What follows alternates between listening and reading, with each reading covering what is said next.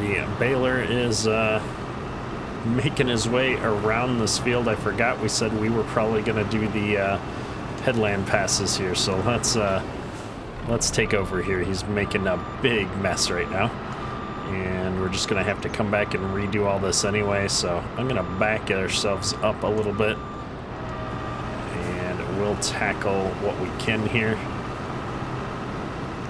See if we can save ourselves the headache of running over it a second time later on, at least in part.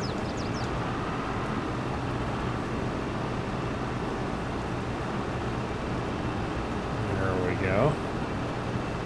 We're not quite doing better than Courseplay, but close.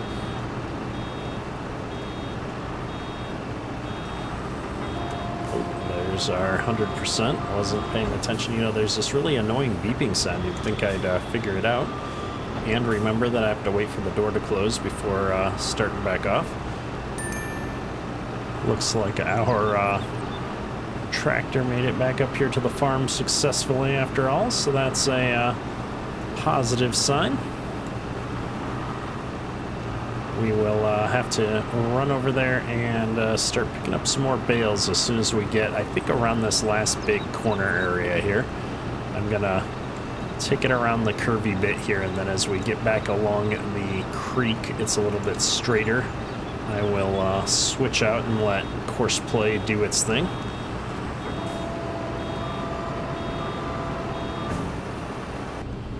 I almost don't want to look behind me to see how good of a job I did there. Oh, not too bad. We're getting pretty good. I actually find it a little bit easier, I think, to do this in cab than out of cab. The only part that's not easier is knowing where the windrow stops when I overshoot, because I don't slow down enough when we're driving along with the bale about to come out the back. But yeah, we're making really good progress here.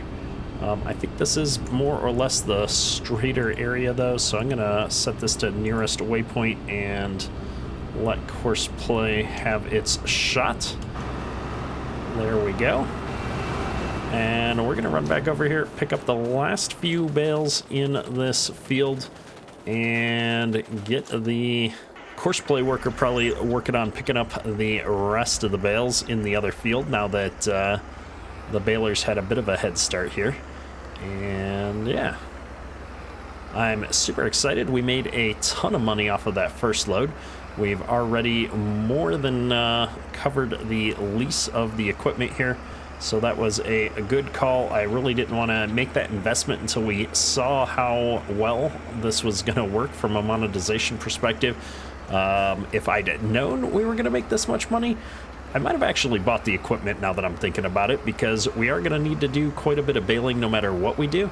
I don't know if straw is going to end up being as profitable as this flax straw. That's probably a good question. I would assume we're going to get about the same amount of material off of this when we do other crops, but it's, you know, not quite half the price there. So this flax straw is worth quite a bit more than the regular straw we're going to see when we're doing some of the other crops. But even the regular straw at half of what we were making here would have still been worth leasing this equipment. So I guess rather than fret about it too much, we may end up just buying the equipment later on or leasing it again next year, because the profit margin is still so good on this that it would take a year or two to pay that off, and I'd rather have some more capital in my pocket to buy land rather than just focusing on machinery. I think if we could add some more fields to the mix here for next year, that would be a much better use of our money.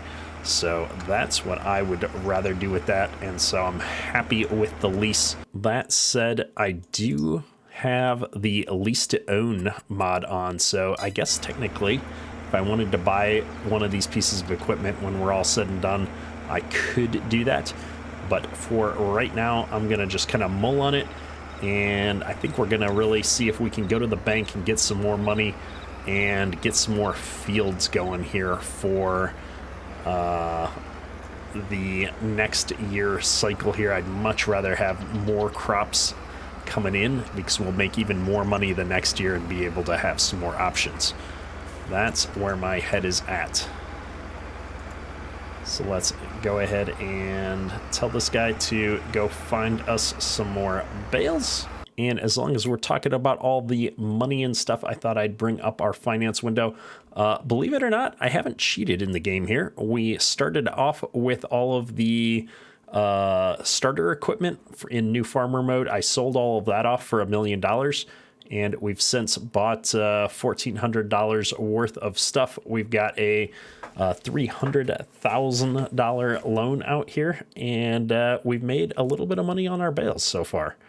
So we're in a pretty good spot, and Courseplay is not going to be smart enough to figure out how to handle having these ditches in the middle of the field, apparently.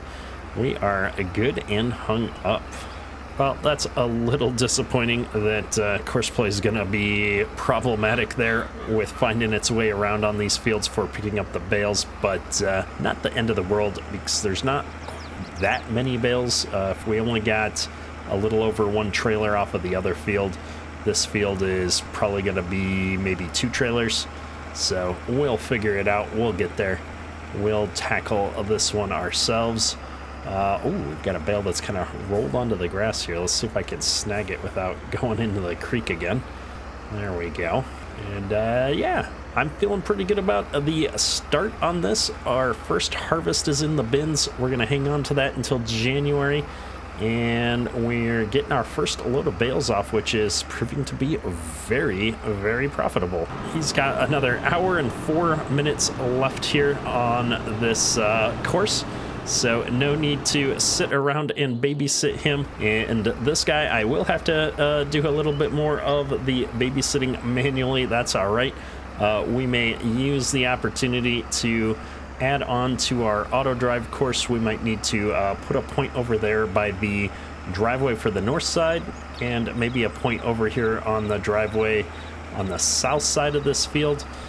Just so that I've got 2 entry points into the field. I can decide where I want to send equipment. That'll be useful when we're hauling grain with trucks and doing different things. So we're gonna need some of that as we get into the future years with much more crop volumes coming off of these fields as we start fertilizing and taking better care of them. All right, we have finished baling everything up on this field. I've got a almost full bale here in the balers, so I'm going to see if I can go ahead and drop this out. I'm trying to remember how to force a bale out. Gosh, I don't know if I can. There's no keyboard command for that. I'm at 92%. It feels like a shame to not be able to drop this bale out, but I have picked up all the little scraps around in the field that I could come across, and we're still coming up a little short. Maybe we'll run across, I don't think I could get across this ditch, but maybe we'll run across to the other field and pick up a few of the scraps on that field. We didn't do nearly as good of a job over there. Either way, we've got 81 total bales on this field, which is quite nice. I'm going to go ahead and park this guy here. We will come back out maybe and try and get the scraps to get that final bale out in a minute here. But I am curious to get all of these bales picked up and get our final load brought up to the bale dealer there. We've made a lot more money off of this straw than I was anticipating, that's for sure. We're sitting up at $84,000 in the bank, and we probably won't get a full load of bales here, but we're going to get quite a few. There's a couple hiding over in the curvy bits there, so let's load these up and see how many bales we're going to get.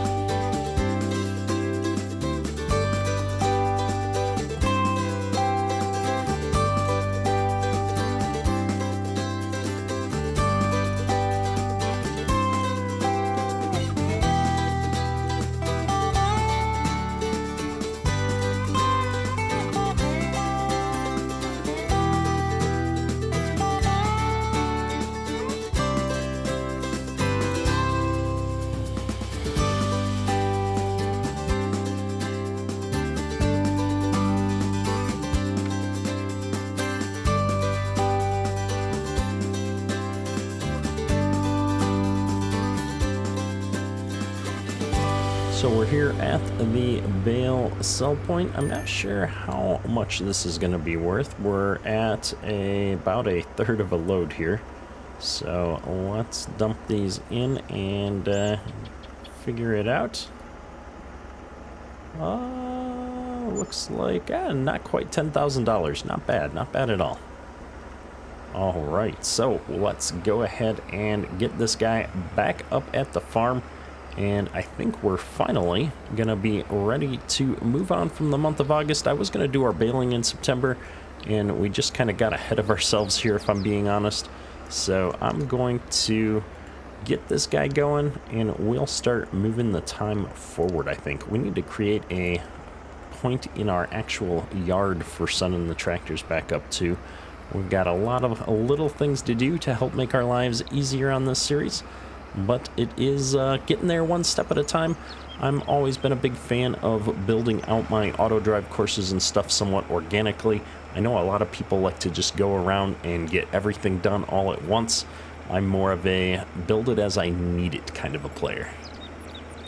Since we are now done with the baling that we've done on our fields here, I have gone ahead and returned the equipment that we had leased, the Vermeer self-propelled baler and the trailer attached to this tractor. So those have been sent back up to the dealer, and I'm moving time forward now that we're back up to the farm. We're going to try and get ourselves into September. And then maybe we'll pick up a harvest contract or two if there's anything available. I know this first year is kind of in a weird state. This map does have a custom map for the seasons. If we take a look here, you can see the planting and the harvesting times have all been kind of moved around here on this map. And so we're going to be looking for some opportunities to get out here in September and do some harvesting. Hopefully there's going to be some contracts available. It'd be nice to pick up at least one or two. And before we hit the end of the day here, I am going to be just a little bit cheesy. We got $90,000 in the bank. We're going to pay down some of this loan. No sense paying a bunch of interest when we don't need a lot of that money doing anything for us. We're going to drop things down to $215,000, keep a few thousand in the bank to cover the price of those loan fees and different things. Boom, moving past the end of the day. Oh, it's nothing. $179 and $16 in property maintenance. We can definitely survive that, which is actually raising the question of what economic difficulty am I even on? I realize I did start with new farmer mode. We're on normal. You know what? We're going to take it easy on ourselves for once. We're going to run on normal for this particular playthrough, just so that we can hopefully buy up a bunch more land and grow the farm here. I'd like to see us progress a little bit. Normally, I prefer to have a little bit harder of a playthrough. But with that, we're going to go ahead and stack some of the equipment up here in the shed. We're going to be looking into a few contracts, I think, here in the fall, because our farm is pretty well done. We have some tillage we can do, and I don't need to do much tillage. We can direct drill into most of this ground, and I know that's kind of a general best practice. I've seen a lot of people just direct drilling into land, depending on what they're planting. I know flax, you'd probably direct drill. You don't want to have a lot of tillage for that, but I'm going to do a little bit of research. I mean, I think we're going to do tillage this first year just because we do have the equipment, and we left a lot of bits and pieces around here on the field, and so something like this is going to probably cause our seed drill a little bit of problems as we run through. So we'll probably be tackling tillage and maybe grabbing another contract somewhere around the map, since we've got all this awesome equipment just sitting around doing nothing for us this fall. However, I think this is going to be a great place to wrap up today's episode and our harvest for the year. Hopefully you've enjoyed the episode. If you have, drop a like. It helps me out immensely. That's all for today. Ketterk out.